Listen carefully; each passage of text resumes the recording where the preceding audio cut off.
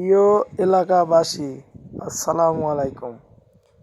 Auto rickshaw van CNG চালাতে দিবেন না, আবার ইনপোর্টে আনছেন, আবার বলছেন যে এরা চালাচ্ছে, আবার হায়ও রাস্তায় বসাচ্ছেন, হায়ও ধরতি সরকার চালাতেও বলছে, হায়ক ধরতেও বলছে।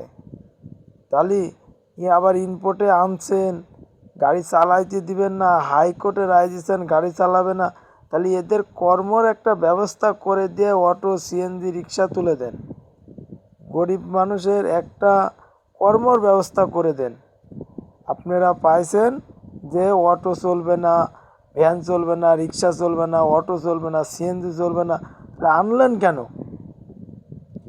ও আনার সময় তখন ভ্যাট লিছেন, গরিব মানুষ কিস্তি তুলে তুলে গাড়ি চালাচ্ছে, দিনপথ চালাচ্ছে, এগুলো আপনাদের সহ্য হচ্ছে না। হাই রোডে উঠবে না, এ রোডে উঠবে না, ও রোডে উঠবে না, তাদের জন্য রাস্তা করে দেন, তাদের জন্য রাস্তা করে দেন, তারা এই রাস্তায় চলুক। আবার কি করছেন, হায়ক রাস্তায় বসাচ্ছেন, চোরে চুরিও করতে বলছেন, গাড়ি স্টক সজাগও হতে বলছেন। এটি তো ঠিক না। ব্যাটারি বেচছেন, পার্টস বেচছেন, সবই ভ্যাট পারছেন, তাহলে আনছেন কেন? এগুলা ইনপোর্টে আনছেন, টায়ার বেচছেন, চাকা বেচছেন, ইনপোর্টে আনছেন, আবার বলছেন গাড়ি চালাইতে দেব না, আবার বলছেন গাড়ি চালাইতে দেব না। এটা কোন নিয়ম হলো? এটা তো একতরফা হয়ে গেল, একতরফা বিচার হয়ে গেল। একতরফা বিচার করলে তো হবে না, সমালোচনা বিচার করতে হবে।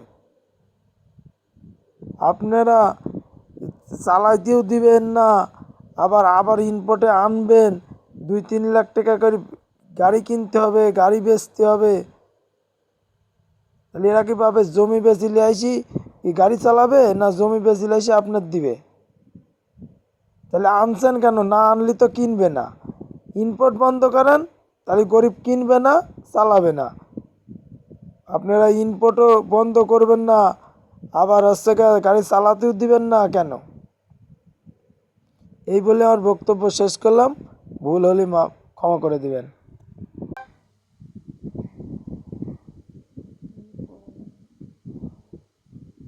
আরো কিছু বলতে